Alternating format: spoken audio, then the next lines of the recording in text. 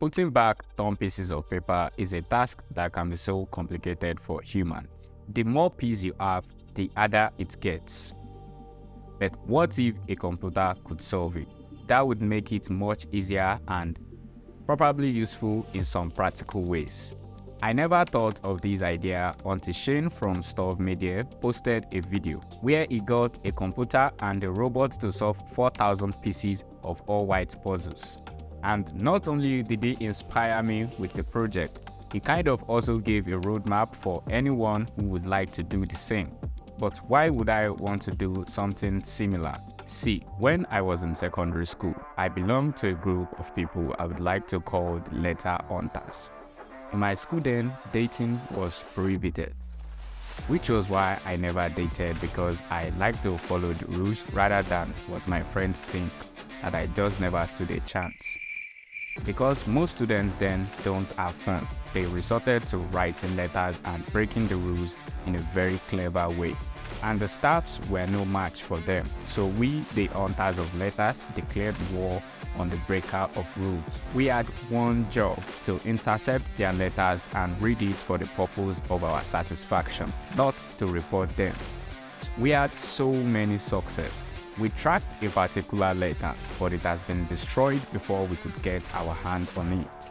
We had the letters, but could not read it because it is in pieces. We tried so hard to arrange the letters, but all effort results into failure. That very day also marked the end of our career because we lost our biggest and the very last case. It's been 6 years and I don't hunt letters anymore.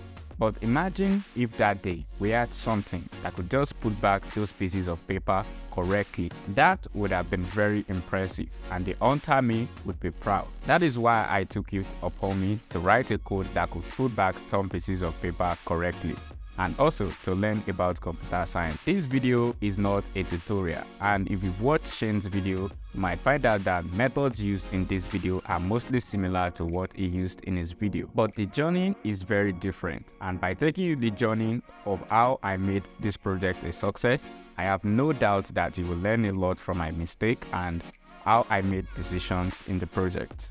Also, a wise man once said, the journey is the destination. So let's get into it. For the first step, I took a paper and I tore it into pieces. After taking the picture of each piece, it is time to extract the shape of the piece from the picture. Here is how I did that. Because the color of the background is black and that of the piece is white, this is fairly easy as we can just write a code that loops through all the pixels of the image. When a pixel is black, it recognizes it as part of the background pixels. But whenever it sees a white pixel, it recognizes it as part of the pixels that makes up the piece. This way, we have all the pixels that approximate the shape of the piece. We can then move on to the next step. By going through the pixels that makes up the piece, we can say any pixel in the piece that has a background pixel directly next, above or below it is part of the pixels that makes up the edge of the piece, as it is directly next to the background. This way we get all the pixels that approximate the shape of the edge of the pieces we are dealing with, which is what we actually need to see sides that match. We can then return the coordinates of each of the edge pixels and plot a polygon with it. At this point, the polygon is all we need. When we have the polygon, we can then move on to the next step and then go on to divide it into its respective sides that we can check separately to see a side that match to each and every one of those sides. And this is fairly easy. We just divide the polygons up at every corner and divide it into its respective sides. And when we go through this step for all of the pieces, we now have all the sides that make up each piece separately. The next step and the next challenge is to find sides that actually match with each other, which seems to be the most tasking problem. I've written the code for all of this, so let's see if it works. The code is working correctly, but it seems like the pictures don't look okay. Here is what is going on. Because the lighting was not even while taking the picture, this makes some of the pixels of the piece appear darker. And when you have lots of pictures that are not regular but are to be treated with the same code, things can get real weird. But my greatest problem seems to be taking these pictures under the same conditions to not create much difference. I tried so hard to fix this problem, but I just wasn't better equipped for it. So I had a decision to make. Do I abandon the project or I find another way and carry on? The decision I ended up making was having a friend edit torn pieces of paper on Photoshop and sending it to me. I used the images he sent to me directly, but I also printed and cut it out as well as numbered it so I can check if the solution the code will provide will actually be correct. This fixes all the problems I have faced earlier, but it also has its own cons. Torn pieces of paper can be so random that it depends on who is tearing it. Mostly, the edges are not always sharp, like when you cut a paper with a jigsaw or a blade. Also, we might have cases where the sides that match are actually of the same length, or just longer sides that you need to combine 3 shorter sides before you could find a longer side that could match to that side. If we continue, you will see that the possibilities are endless and it can get really complicated. These are challenges I knew I had to overcome if I want to solve torn pieces of paper made by anyone. You can also say the way I kept it simple was through the Photoshop image. They all had corners and razor sharp edges, and most of the sides actually also have the same length that will match with each other.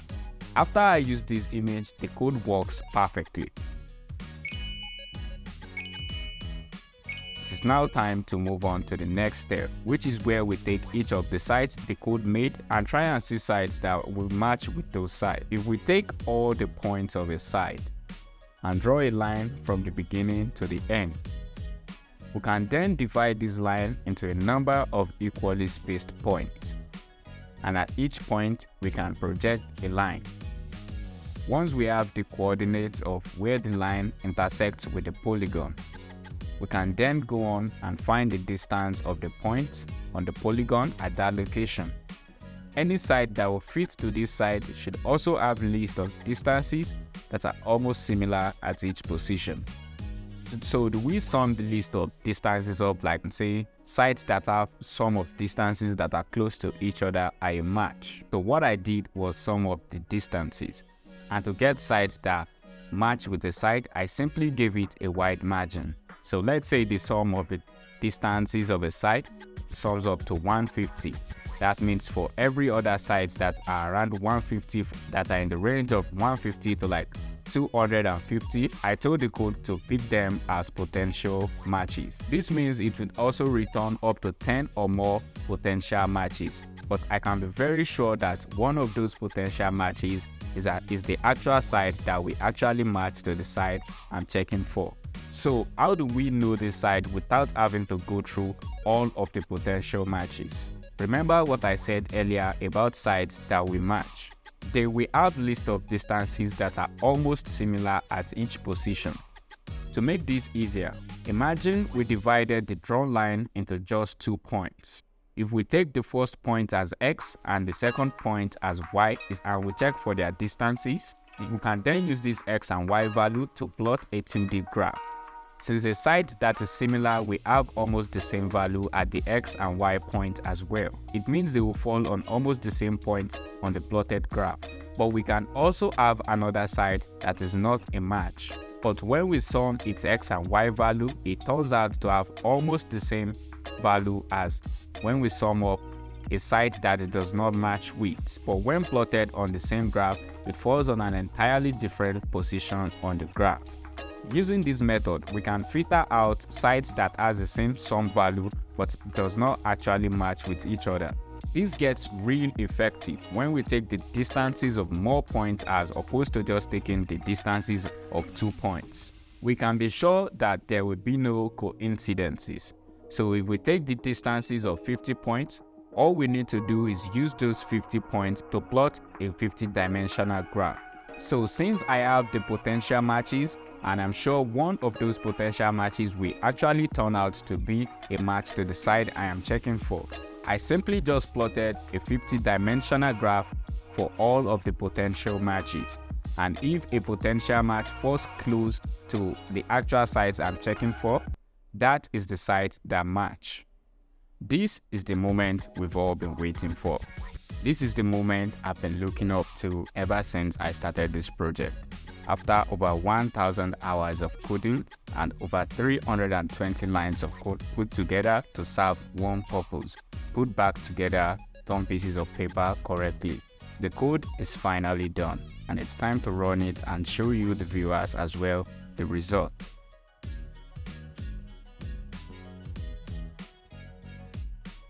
Looks like the code has provided us with some solutions. Let's put the solutions to the test and see how it performs. Alright, here goes nothing.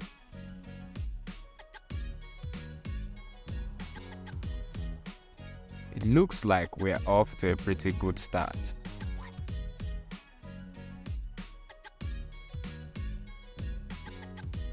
The sides don't match together perfectly because of errors from the cutouts.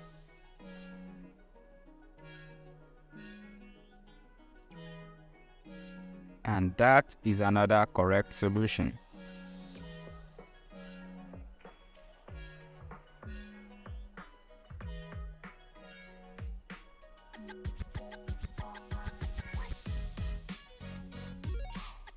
At this point, I am convinced the code is performing well.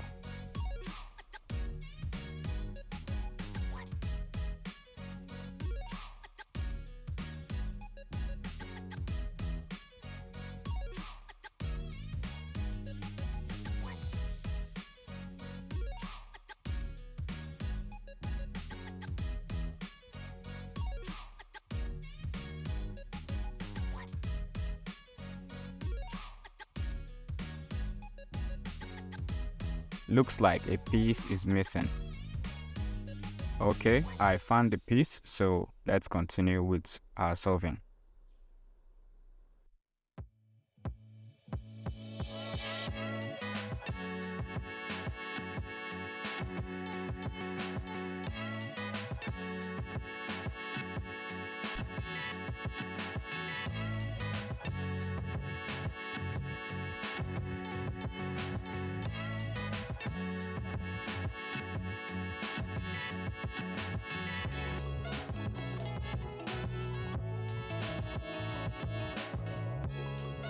And here I'm putting in the last piece for the last solution.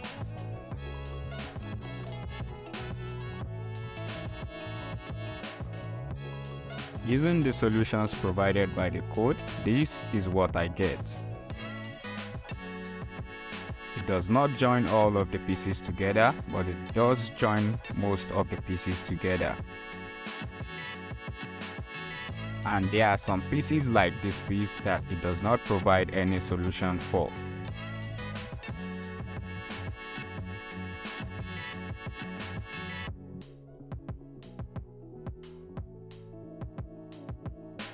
But I think, judging by eyes, I could just tell where those pieces fit in. I don't need a code to tell me that this side fits to this side of the piece.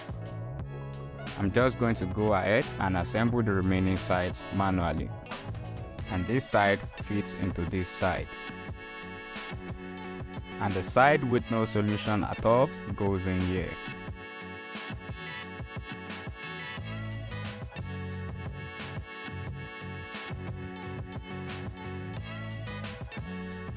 And I can also tell that this long side joins with this long side. And by joining that, it means our piece is now completed. I could not have assembled this manually in the time it took me to assemble it using the code. But with the help of the code, I was able to assemble all of this piece in less than 20 minutes. The result I got might not be what I fully imagined when I started this project, but this is a success to me as well, and I could not be more pleased. Questions on if this code can solve real torn pieces of paper? Well, I think it can. You just need to tune some values and modify some things. Big thanks to Shane for inspiring this project. If you're watching, this is one proof that your work is really appreciated and important to letting us newbies dream of even greater things. Big thanks to Timmy, you really helped me out a lot. And big thanks to Gentle for editing the pictures used. And if you watched this video, thanks to you as well. And if you like this video, please consider subscribing to help the channel grow and look out for my next project. Well, that's it for this video. Peace, and I'll see you on the next one.